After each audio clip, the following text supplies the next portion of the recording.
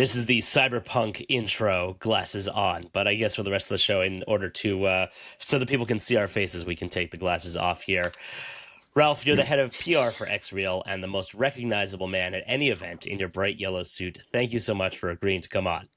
Jesse, thanks for having me on. That's kind to hear. I did not wear that bright yellow suit on purpose. That is being strictly reserved for your CES, AWE, the big shows. And it just does not look right on digital cameras. But thanks for the invitation. I'm psyched to be here and talk with you. Yeah, my pleasure. And it's always great running into you at all of these events. We're fresh off of Google I/O, and we'll talk about that in a moment. We got AWE coming up in a couple of weeks, which is actually out in my neck of the woods, so you'll have to come over for lunch afterwards. But there's a lot going on in the industry, and I wanted to kind of sit down with you, especially after the big announcement at Google I/O, get into some of the details if we can. Some of the stuff, obviously, you're not going to be able to share. Google has been remarkably secretive about this whole thing.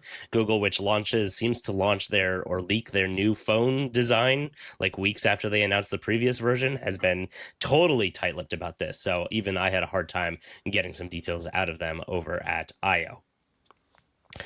So we'll start off here, fresh off of Google I/O, where you guys got your brand new Project Aura announced on the stage.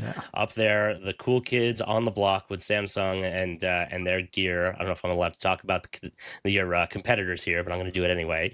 And on the big keynote stage. So this is very exciting. Google has been barreling towards a resurgence, if you will, of XR. They started this years ago with Google Glass. I had a set. I wore it for a while. It gave me a headache. I don't wear glasses generally, so for me this is a very interesting use case because I love this idea of overlay on the world. We have it with the watches. We have it with the phones.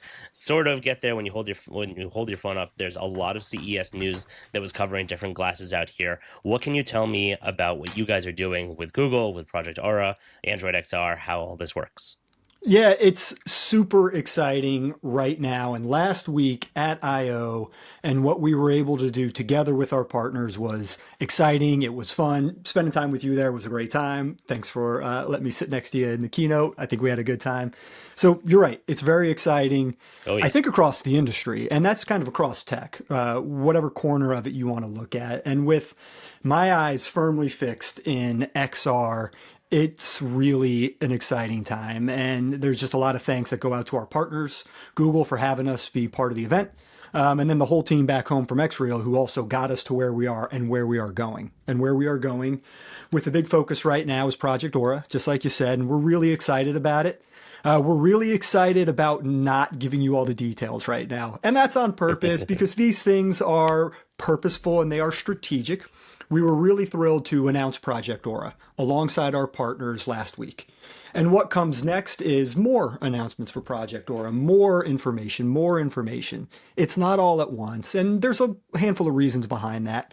But what we were really psyched to do was to show the world that Project Aura is coming, give a sneak peek of what it looks like, and some very high-level details, knowing that more is coming soon. So we're just a couple of weeks away from AWE, where that more is coming. So we will give a little bit more details then. It's not the full meal deal yet, but we will get there as we reveal all the information over time. But step one, letting the world know this is Project Aura. It's the next Android XR device. It's the first OST device in the family, and we're really psyched about that.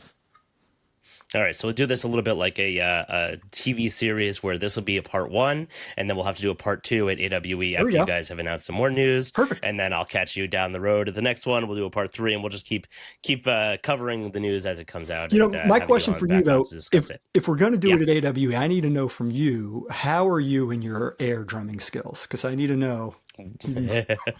Well, if anybody saw our previous interview, you and I both in sync without practice nailed In the Air Tonight. So we're gonna have to do that again. We'll try again. We're gonna have to crank it up a notch and put on some Rush, which is my favorite band. See what you can do with that. That'd be perfect. And see if you can do some Neil Peart for us and really test your skills. Tall order. Well, look, let's definitely do it at AWE again, because we'll just have more to talk about, and we'll keep having more to talk about. Moments in time, storytelling moments, strategic reveals. This is part of a PR guy's job, is to help help bring the story to life. And that does come out in different moments. It's not all at once. All right. And my job is to see how much I can extract from you at this point in time. So let's get into what I experienced. I did get hands-on. I waited an hour and a half in the sun just to get into the AI Showcase booth at Google I/O, and then another hour in line just to try the prototype glasses, which I've got up on the screen here, of Google's whatever their version they've been developing to develop Google XR is, which I imagine your headset will embody something similar. But essentially what I've got there is a pair of glasses, which my first thing that I felt when I put them on is, wow, these things are light. Now, take that with a grain of salt. These are not production. They must have said 85 times to everybody waiting in line, these are prototype devices. We can't answer all your questions. No, they're not, set up for prime time. No, they're not on sale. We can't tell you what they cost. These are prototypes. That being said, I did manage to get some, shots of me wearing them and a little bit of video where we were able to put them on and walk around. And essentially, you've got your traditional glasses form factor where the Google ones, as you can see on screen here, were completely transparent. So you can't see any of the hardware in here, any of the prisms, any of that jazz. It looks like a pair of regular glasses. It does have a camera on one side on their prototype kit, and it did have a touch bar on the side for controlling or launching Gemini, which is really all we were able to do in that demo. They walked us around the room. There was some artwork on the walls, and I believe some of the other major publications have covered this more in depth of a very similar demo that they got beforehand, which we were able to get at I/O as well. But essentially, you can look at a piece of art and activate Gemini, and it will use the camera on the glasses to say, oh, this art piece was written or was drawn by so-and-so, and you can ask questions about it, or you can walk over to a cookbook and say, hey, I'm looking at these pictures. Can you get me a recipe on this and that, whatever.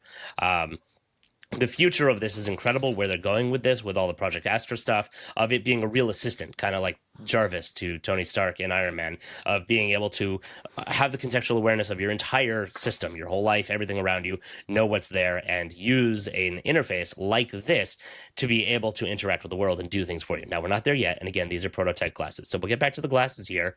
A, super lightweight, but don't likely have the full battery in them, but super comfortable to wear. B, camera on one of the sides so that you could interact with the world. C, touch panel. And D, had I believe it was only on the right hand side, had a cutout screen that it was completely transparent. You couldn't see it unless something was on the screen. And if you look closely, even during the keynote, you can see while they were demoing the glasses on stage, you can see the little postage stamp square light up as he's taking a picture of everybody and using that functionality. So you can see it from the other side when you have something on there, but most of the elements were tiny, and you didn't actually see the whole rest of the screen lit up. So that's where I want to start with you, is the departure from the existing headsets, the XREAL 1, the coming 1 Pro, which I understand is in the mail very soon. We can talk about that in a little bit, but let's try to stay focused here.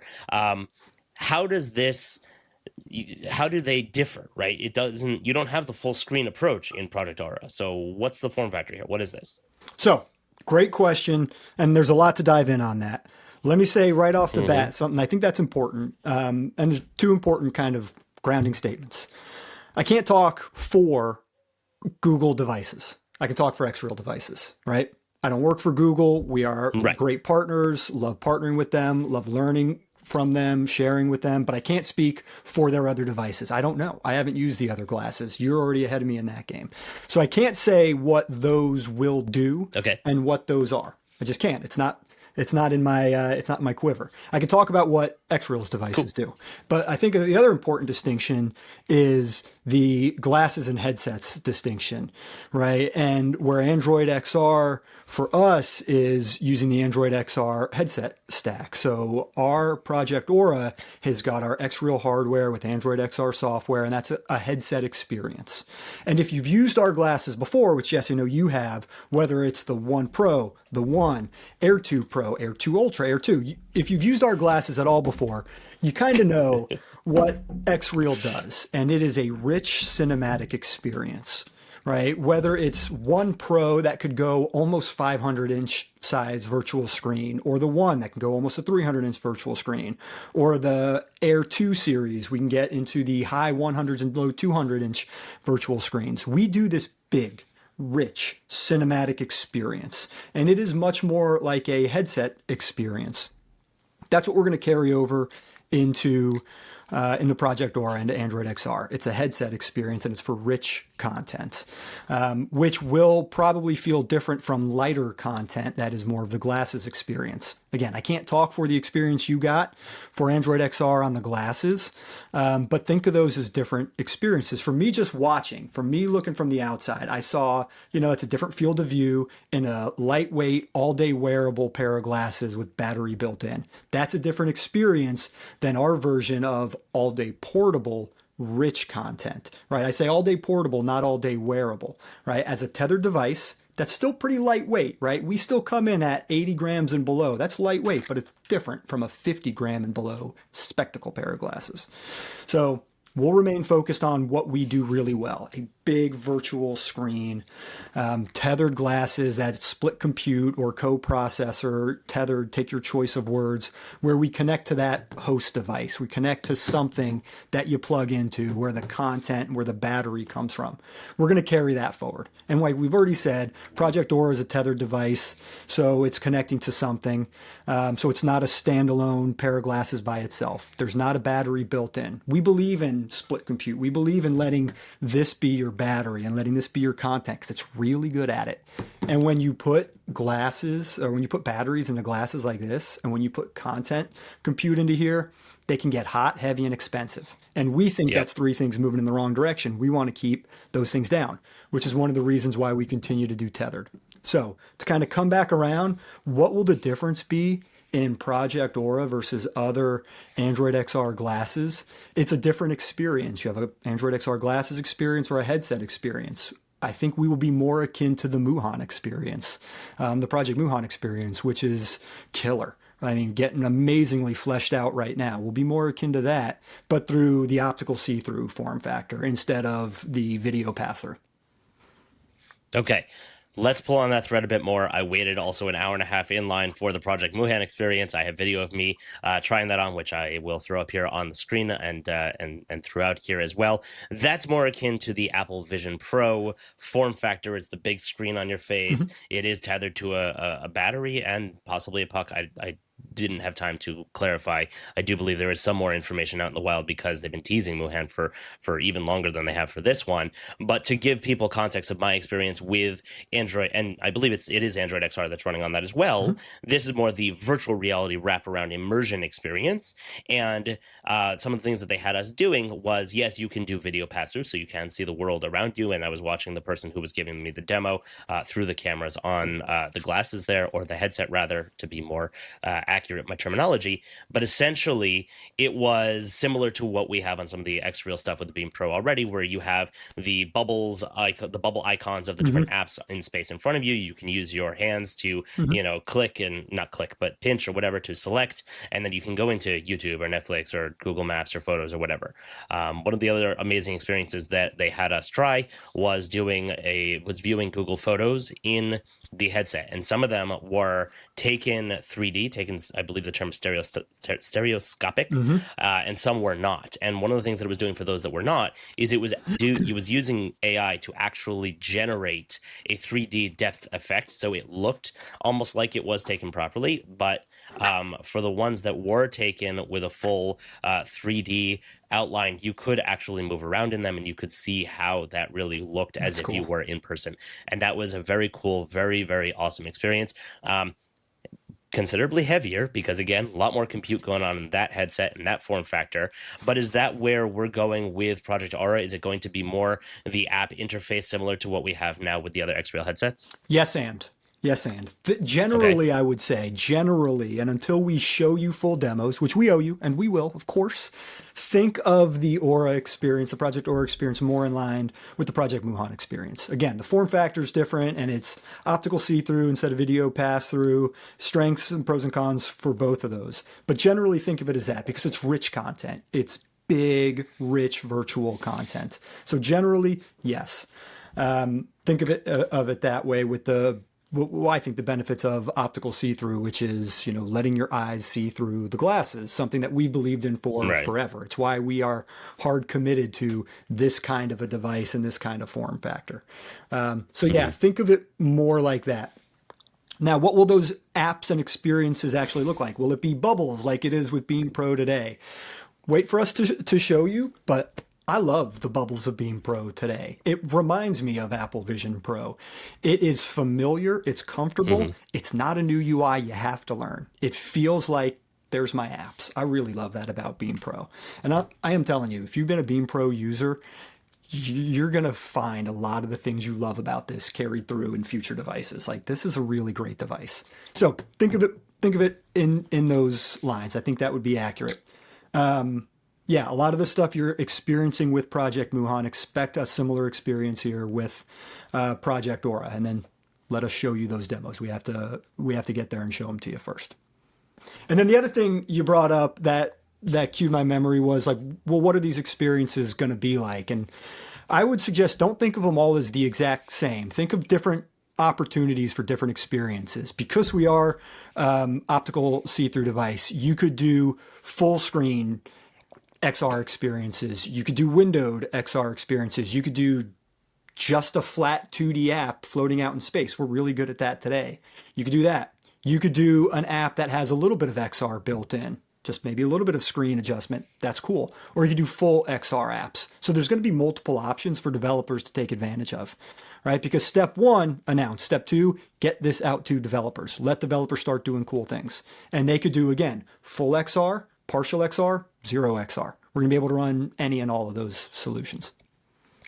Interesting. So to pull on the thread of what you were saying before of having the not having to do pass-throughs through the cameras because you can actually see the physical world through transparent mode, I think that's also an interesting approach. You also have zero lag when you're doing that, which is great, and it gets rid of that.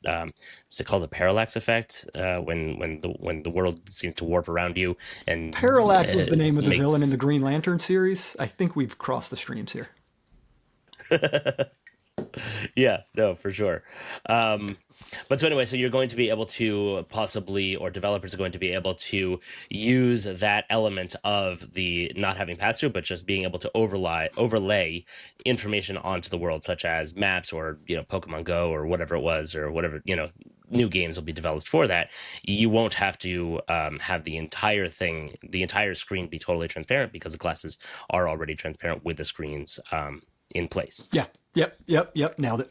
Okay, so now let's pull on something else that you said a little bit before, talking about compute. Now, if I am understanding correctly, the current glasses, you've got the custom brand new X1 chip inside the glasses, and that handles some of the compute. But now for Project Aura, I understand there's going to be a puck of some sort. Is that going to be similar to the Beam Pro or the original Beam? Or is that something that can be done just on your Pixel? Or do you need the Beam Pro? Can you use the Beam Pro if you have it already? Whole lot of questions. Yeah, and they're fair questions, and they make sense. And again, if you followed us and you know what we're up to, like I've got my XREAL 1 Pros right here, which have our X1 chip built into them. I'm jealous. They're all, yours are in the mail. I know they're in the mail. I've talked to the shipping team. I know. So thank you. You're welcome. So we got our X1 chip in here, which was in the 1 and the 1 Pros, and that was a 2.5 to 3 year behind the scenes R&D for us. We've spent a lot of time figuring out how to do that X1 chip, and we're incredibly proud of it. We really like what we built. We were proud of being able to look around and say, we know what we want, looking at off-the-shelf components and realizing it wasn't doing what we wanted. So innovators are going to innovate. We innovated and we made our own chip. And now it's an award-winning chip. It's delivering awesome results for the 1 and 1 Pro. So we really love it. I'll stop talking about the X1 chip there. Suffice to say, we're very proud of our X1 chip and we love it. Are we just going to sit it on the shelf or are we going to keep using it? But we've also talked about how AndroidXR comes to you from Google and Qualcomm. Qualcomm's such an important part of this with Snapdragon, and Qualcomm is such an important part of Project Aura with Snapdragon. Now, wait for AWE where we'll talk a little bit more about whose chips are where and what chips are powering what and what are the chips. We owe you an answer to that because we've teed it up, but we haven't answered it yet. We will at AWE. And that's the same question awesome. Or the same answer for your question. What about a puck? What does it look like? What will Project Aura be plugged into? What are those devices? How do they work? What's the compatibility? That's a lot of questions. Wait for AWE for us to start answering some of those questions. So I got to keep that kind of where it's at. I love to hear the feedback. So if folks want to tell us what they want, please let me know. Now, remember, we're already in the middle of designing this thing and developing it. So we love to hear your feedback and implement what we can. We do have a product vision that is shared across XREAL and Google and Qualcomm, and we're going to stick with that product vision for now. But we want to hear what you think and what we could add to it. We'll answer more about all that stuff. We'll start to talk a lot more details about chipsets and compute and who's doing what and who's powering what and what's doing what. We'll share more of that starting at AWE. So this is a real non-answer right now.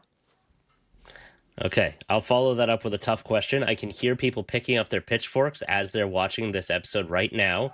Folks who have been buying the One Pros and waiting for them, or even bought the ones recently, Project Aura seems like a much better version. Is this similar to the Ultra variant that you've had in the past, where you've had the other versions for folks to buy?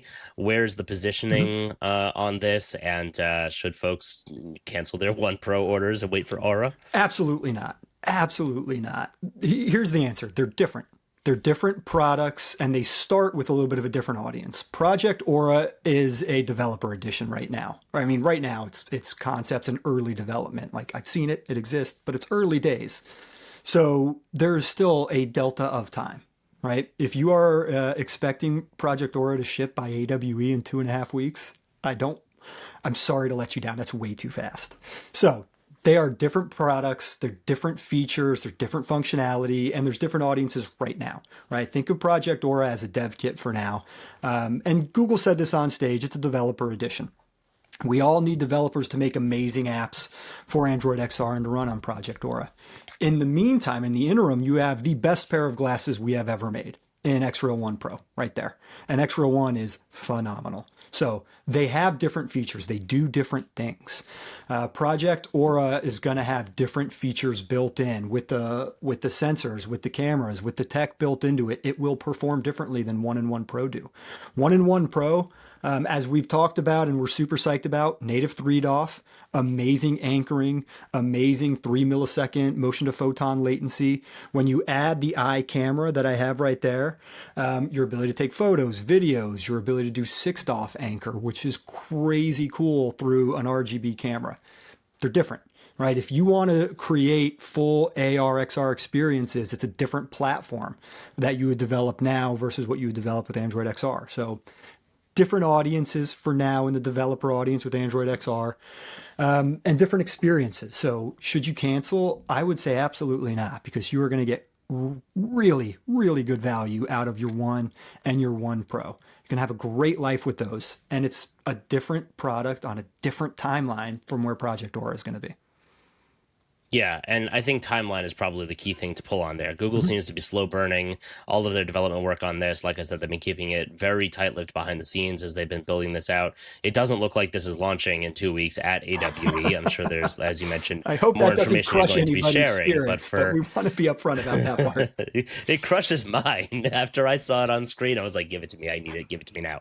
So absolutely, I would love to walk away from AWE with a pair, but I doubt that's going to happen. So I would probably read into what you're saying there as you'll probably get a good amount of usage out of the new 1s or 1 Pros that you've ordered, and that when the real information or product release information is made, it'll probably be still a little while until whatever Project Aura, if that's its name or if it's going to have a real product name, will be called when it's officially announced. I imagine that's probably going to be a little while from here. And as you mentioned, it's a developer kit. So would you say it's similar to the Ultras and their positioning?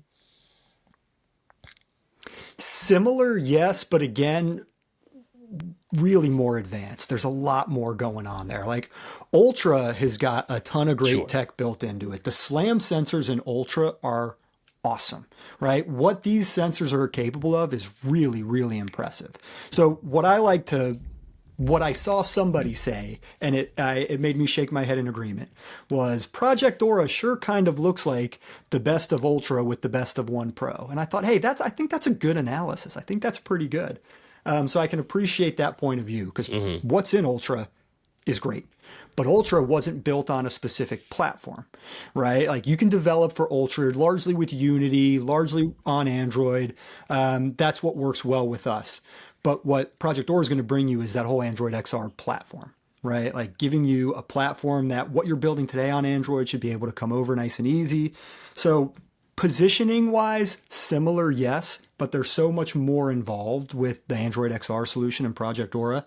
But Ultra gives you an awesome pair of Six-DoF slam sensor glasses today that you can develop for. I think the development will be easier with Project Aura and Android XR in the future. Now, you didn't ask a specific date question, but our website says 26. So I want to help folks see that. When is Project Aura coming? If you look at our website, it says 2026. We'll reveal more on that as we get closer, as I keep saying. But it is our goal to get devices into developers' hands as fast as we can, right? Because we need developers playing with this thing, creating cool experiences. Like step 1 was unveil, step 2, here's some more info. But step 2B is get this into developers' hands so they can start making cool things. But that's a runway, right? There's a roadmap involved there. But again, to say it out loud, because it's on our website, in case folks hadn't seen it, 26. Okay, cool. I'll definitely be looking forward to that. My dream for all of this that I haven't seen anybody really doing yet is higher resolution screens. Is that something we're looking at here? I want to be able to see 2K, 4K. What do we got? We know how to get to 4K. We know how to get to 2.5K. We have a roadmap for this type of stuff. I'm not going to tell you when that is, but we do have a roadmap and we know how to get there. Okay, I had to try. It was me and many other people in the chat. I actually posted this on Reddit asking for folks to submit questions. So that's where some of these have come from. Let me even give an extra piece of information about it. Again, we know how to get there. Getting there also comes with time and it comes with expense. And we don't want to pass a lot of expense on to customers. We know how to cut the cord, but we don't want to do that for what I said earlier. When you do that and you put the battery inside to produce content at the scale that we're producing it, battery in there, a processor in there, hot, heavy, and expensive, right? We know how to do it, but that doesn't mean we're gonna. Like, it's not ready to do that yet. So we want to stick with co-processors. We want to stick with the panels we have until we can make things produced at scale and in a more economical way, so it doesn't pass all this extra cost along to customers, right? Like, I think we know how to make a $10,000 pair of glasses, but we're not going to make a $10,000 pair of glasses. Well, if you do, I'd love to test it. Okay, good. Me too. Yeah. No, it's definitely been impressive seeing what you guys are cramming into these glasses, especially given the size of the headsets that Project Orion from Meta and or was it the other way around? Which one's the Snap one and which one's the Meta one? I always forget. Meta's the Project Orion dev kit and Snap are the spectacles. Right. Okay. Fantastic devices from what I've seen. Right. They're huge, right? I mean, they're, as I understand it, untethered, but they're huge, and I'm sure they're incredible. And they're not. I mean, sure, you could probably buy one for $10,000. I think that's what the Snap ones cost. But they're also what's Meta putting into it, $10 billion a quarter in research. I mean, that's a lot. That's insane. Yeah, we don't quite have that much to put in on R&D. Not quite. We're working on it. So. Which is why, I'll say again, like, we believe in lightweight, all-day portable split compute tethered devices, that's where our sweet spot is. It's what brought us to the dance, and we're going to keep doing what we're very good at as we iterate. We iterate fast, right? We iterate fast, and we will evolve. Mm-hmm. For us, iteration is the name of the game, but what we believe in is rich content, lightweight, and I'll say it again, all-day portable, which is different from all-day wearable. All-day wearable is like a pair of eyeglasses. All-day portable is I can have this anytime I need it. It's in my bag. It's either on my head. It's there when I need it. If you choose to wear our glasses for 5, 6, 7, 8 hours in a row, that's cool. A lot of folks do if they're using it for work. I wear them long haul stretches, whether it's on flights or in the office. We want to be available for you to do that, but it doesn't mean it's an all-day wearable. Like, that's not where we're at today. It's a different category. Right. That was a nice zipper case. What was that? Bring that back. This is an old case. This is an NREAL case from probably this is an NREAL from probably the NREAL Air V1. So that's a 3-year-old case probably. But I like to keep some of the old stuff around. Very nice. All right, another question from the community that I had was, and I don't know if this is going to be anything you can answer, but is it something that, especially as we look at the puck that is being developed for this, is that something that could be used with the current XREAL glasses, the One Pro, etc.? Yeah, you got to wait for more info on that. I get the question. I understand why it's important, why folks are thinking about it. I'm with you. I hear you. Hang tight. We'll tell you. Okay. No, for sure. All right, so I think that's all I'm going to get from you on the actual specifics of Aura and of Project Aura and Android XR. So a couple of questions that I had for you on the One Pro shipping, the iAccessory. Is the iAccessory fully available now? I saw a question about that on the Reddit as well. Super soon. Very, very soon. Super soon. It's Okay. been up like on our store website for a little while, like, coming soon. And like, if I could add more exclamation points, we could, because it's very, very, very soon. Okay. Yeah, it's coming really soon, like in short order with One Pro itself, which has already arrived for a lot of people and is either flying through the air or sailing across the seas or possibly driving on the road already for a lot of folks. So I will be coming, if not at the same time, then very quickly behind One Pro. Okay, and if you wanted to see some in-the-field sample footage and photos of that, check out my Twitter account as well as the XREAL account, which was posted live from Google I/O, sitting there in the audience. Some very goofy pictures actually taken with the module on the One Pros and posted up there. I watched you do it. I watched you do it. It was done on the fly, and there it is. There's the teeny tiny little module. All right, you'll have to send me one of those so that I can do a full breakdown. No problem. I don't think I ordered one on my order because I got you covered. We got you covered. I want you checking it out. I want to hear your feedback when you get a chance to play with the eye and try the new Six-DoF anchoring, because we just started talking about that with an event from our team in Japan a week ago. And it was really cool to be able to reveal that we've taken this really neat modular camera that's an RGB. It's made to be an RGB camera. And we figured out how to unlock Six-DoF anchoring. And like, technically, I think that is super cool. Very neat that we were able to pull that off, right? Because unlike Ultra, there are not sensors in here, right? There's no SLAM sensors. There's no 3D environment sensors. To be able to unlock that Six-DoF just using the RGB is pretty neat. It's pretty cool to be able to do that. So I'd love to hear what your thoughts are when you get a chance to use it, because I'm messing around with it. I'm using my Six-DoF anchor. It's a little more lifelike, right? Like my extra monitor that's over here. That's always there. It's fixed. It gives me that fixed opportunity if I want it to be fixed. Or I can just turn it off and go back to native 3-DoF, and then my image can move as I move. So I like having the options. I like when I want to actually walk up to my screen, the ability to do that. I think it's pretty cool. That is very cool, and I do look forward to being able to do that in the studio. I've been putting a lot of time in on the ones using ultra wide mode. Gosh, it's the best. And it is, because I'm sitting in front of the Samsung what's the title for it? The Samsung Odyssey, not the Odyssey, no. Wow, I'm blanking on the name now. The G9 Samsung, 1 second. G9 monitor. Yeah, it is the Odyssey. The Odyssey 49-inch ultra wide monitor, and that's my main monitor. And I also have, if you see me looking up through the recording here, I have a 4K TV in front of me where I have everything else, comms and entertainment and chats and stats and analytics and all that, just constantly blipping and blowing all the time. But my main setup is the 49-inch ultra wide. So when I put the glasses on and I've got a ultra wide in front of me, it's almost exactly like being sitting here in front of me, and being able to do it totally confidentially in like waiting rooms and stuff and on the go has been great. It did take me for a literal spin when I was on the plane flying to IO, and I forgot because I don't use it that often, and all of a sudden the whole screen started doing this. Yes.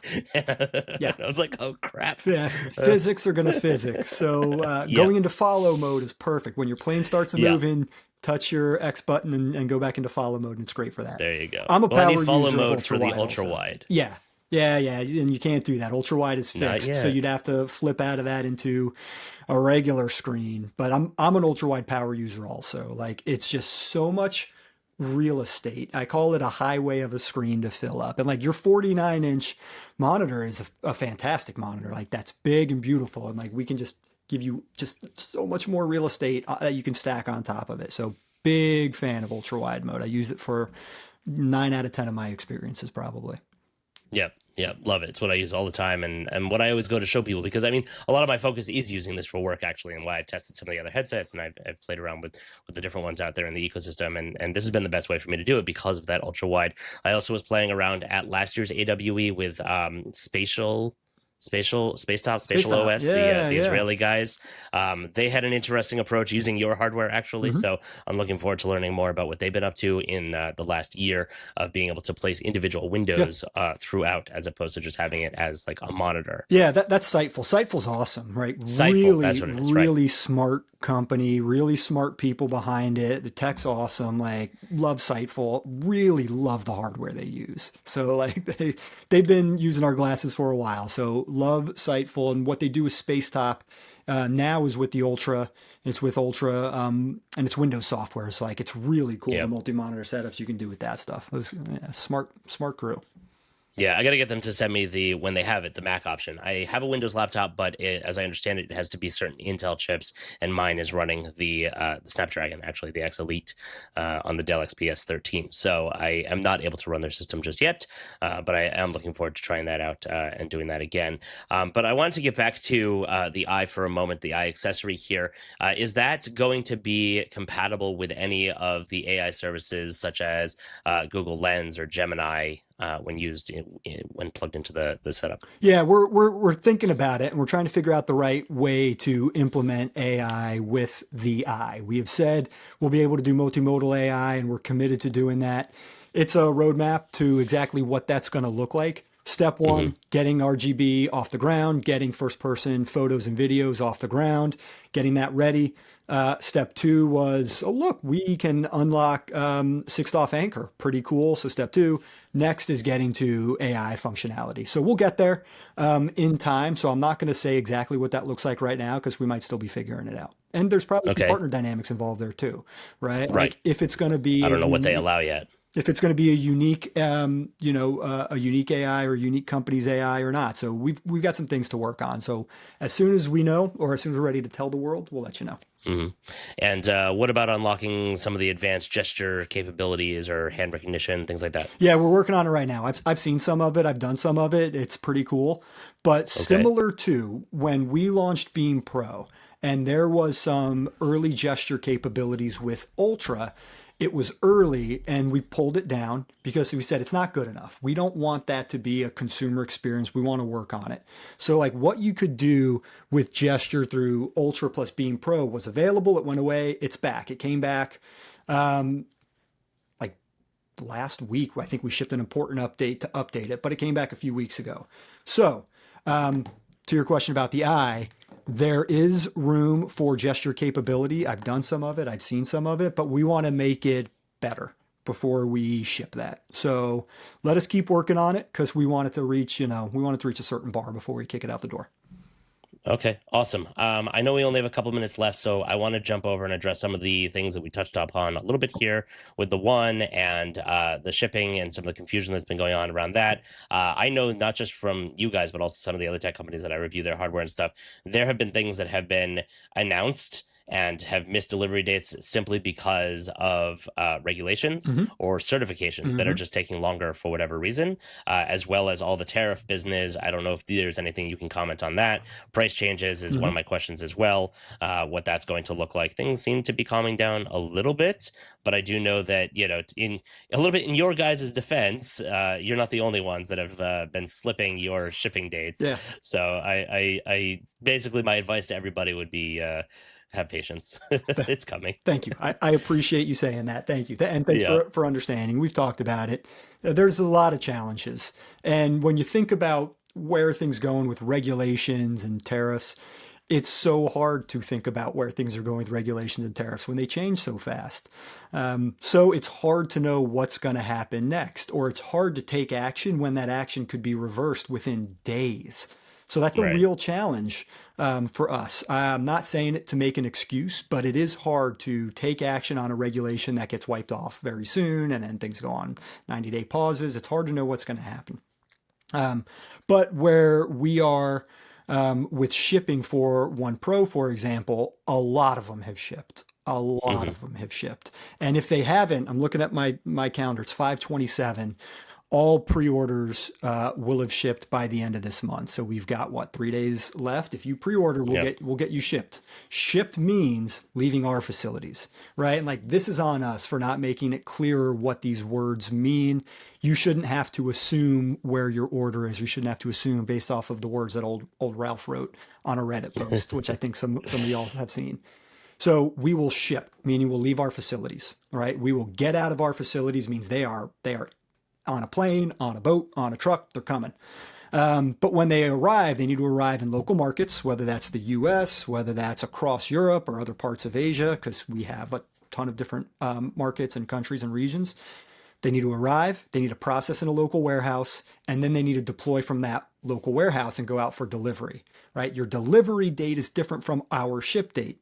We need to help make that clear for you to understand. That's on us. So a large majority of One Pros have shipped. And the last few for the pre-order window will ship here by the end of the month. And then they got to show up, process, and then go out for arrival. A lot of them already have, right? We're seeing more and more people post that they got them. I love it. Please keep sharing when you get yours. We'd love to hear your thoughts. And then we put out our dates, and I believe what I wrote after talking with our logistics team and everybody was, if you're in the pre-order window and you get your pre-order in before the end of the month and we get your shipment from our facilities by the end of the month, if you're in the US, we said you'd arrive by the 15th of June, and that gives some wiggle room. That's so hopefully sooner. Europe, I believe we said 22 of June. Hopefully there's some wiggle room in there and it's before that. But we're building in and trying to build in and predict the time of how long it takes when it leaves on a truck to get to your door. Like, that's not an exact science because there's a lot of things that happen in between there.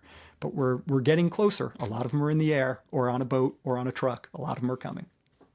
Okay, and so the notices that it has shipped will go out to folks when it is in the regional warehouse and departing when on it is left UPS, the regional FedEx, warehouse. whatever. Yep, and it is coming to your door, not coming to another warehouse. Then you get your email, and a lot of folks are starting to post them on Reddit, on X, that they've got their ship notice. That's awesome, love it. That means they are coming to you.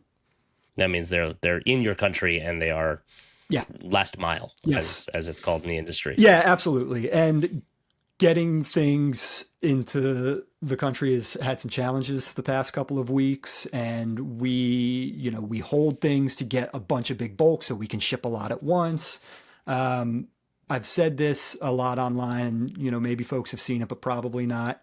We are holding back shipments and we're holding back units from some groups to make sure they get to customers, right? Like, there's a reason that you haven't seen press or social media reviews of One Pro. We're holding back from you, Jesse, so that we can get out to pre-order customers first. We want to get units out to them first before we get yours out. I pre-ordered mine. I paid for that. So I will be the first one of the press to have gotten one, and I can do my review and be there early. And then yours you don't get to say anything because I paid for it. That's fair. No. I saw another post on Reddit where someone's like, "Oh, if it was sent by the company, then I consider that sponsored." Well, I paid for mine, so mine's not sponsored. Thank you for being a customer. So then that means your pre-order unit will be in front of reviewers and influencers units, because we delayed them on purpose so that we could get out to customers first. But now that we're shipping out and customers are coming, those guys, that audience, the reviewers, social media influencers, press, they're starting to show up soon too. Right. Okay. Well, I will have to hustle on mine, not just because I want to get it out for everybody in the community, but also so that I can beat some of the flood of everyone else reviewing it and getting those out there. As well as I will see you in a couple of weeks at AWE. So, folks, if you are interested in this, which why would you be watching this if you're not, please make sure that you are subscribed so that you will get all of my other content from AWE and from Ralph and whatever announcements are made out there. Ralph, thank you so much for always being a good friend to the community and being so forthcoming, both on X and on Reddit. I know it's not easy. We beat you up once in a while. Thanks for having me on. I always love talking to you. We have a good time. I like spending time with you at events. That's fun. I'm looking forward to AWE so we can do it again. I appreciate the questions. Thanks for bearing with me when I said I'm not going to answer that. Like, some stuff is on a strategy and on a cadence on purpose. Some of this stuff with Project Aura, right? There's many companies involved, and I want to make sure we're all singing from the same song sheet, and we're giving you information when it's ready to go. So thanks for bearing with me there. But always value the opportunity to be in front of the community. We're nothing without the community or our customers. So thanks for helping us speak to them directly. So I appreciate that. We owe you all a lot more information. You will get it in time. We will get there. So thanks, Jesse, for asking the questions and, pulling on some of those threads. And, we'll keep doing it. Let's do it again in 2.5 weeks. My pleasure. Sounds good. And next time in person. Sounds great. All right. Thanks, Ralph. Bye, everybody.